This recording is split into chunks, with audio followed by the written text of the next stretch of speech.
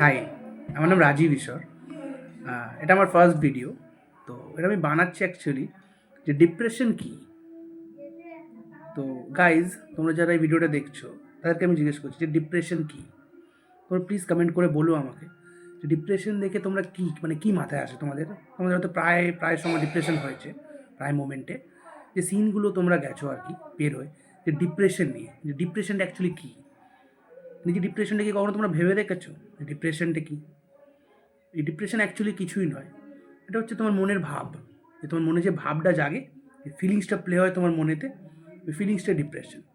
মানে হয়তো তুমি কোনো সিচুয়েশন থেকে বিল্ড আপ হও, কিংবা ধরো কোনো সিচুয়েশন থেকে তুমি ধরো এসছো বা কিছু, বা ধরো কোনো সিচুয়েশন থেকে তুমি উঠেছো, এটাকে তুমি চেঞ্জ করতে চাও, এইভাবেই হয় ডিপ্রেশন। তো এটাকে যখন তুমি ওভার থিঙ্কিং হিসাবে নাও, মানে যখন তুমি ওভার থিঙ্ক করো, তখনই ওটা হয় ডিপ্রেশন। ডিপ্রেশন মানুষ একটা মোমেন্ট দিয়ে যায় না, মানে ওভার থিঙ্কিং হতে হতে তারপর ডিপ্রেশনে যায়, বুঝলে? তো ডিপ্রেশন কি, মানে ডিপ্রেশন হচ্ছে একটা মনের ভাব, যেখানে তুমি অনেক কিছু ভাবনা চিন্তা করো। ধরো একটা কোয়েশ্চেন তোমার মাথায় এলো, একটা কোয়েশ্চেন থেকে তুমি ধরো একটা কোয়েশ্চেনের আনসার পেতে চাও, সেখান থেকে তুমি 10টা কোয়েশ্চেন তোমার মাথায় চলে আসবে। তখন থেকে তুমি একটা কোয়েশ্চেন তুমি উত্তর পেতে না পেতে, মানে কোয়েশ্চেনটা ধরে যে উত্তরটা তুমি পাবে, ওই কোয়েশ্চেনের উত্তরটা তুমি পেতে না পেতে আরও 10টা ঢুকে যাবে। তো 10টার মধ্যে আরও একটা ধরতে ধরতে আরও 20টা ঢুকে যাবে। তো এই হচ্ছে কথা। এটা হচ্ছে ডিপ্রেশন, মানে ওভার থিঙ্কিং। মানে ভালো করে দেখো যে কোথায় তুমি ভুল করেছো বা কিছু।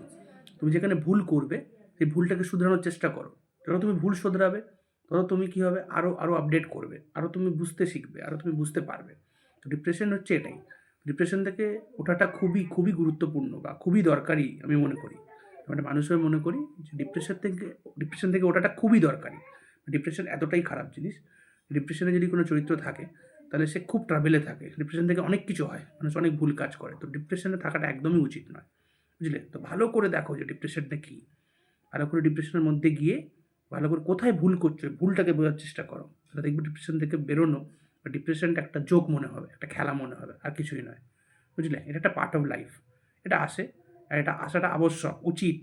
না হলে মানে তুমি রিয়েল লাইফ কি তুমি কখনো জানতে পারবে না। রিয়েল লাইফটা বোঝার জন্য তোমাকে ওই ফেক লাইফটা দরকার।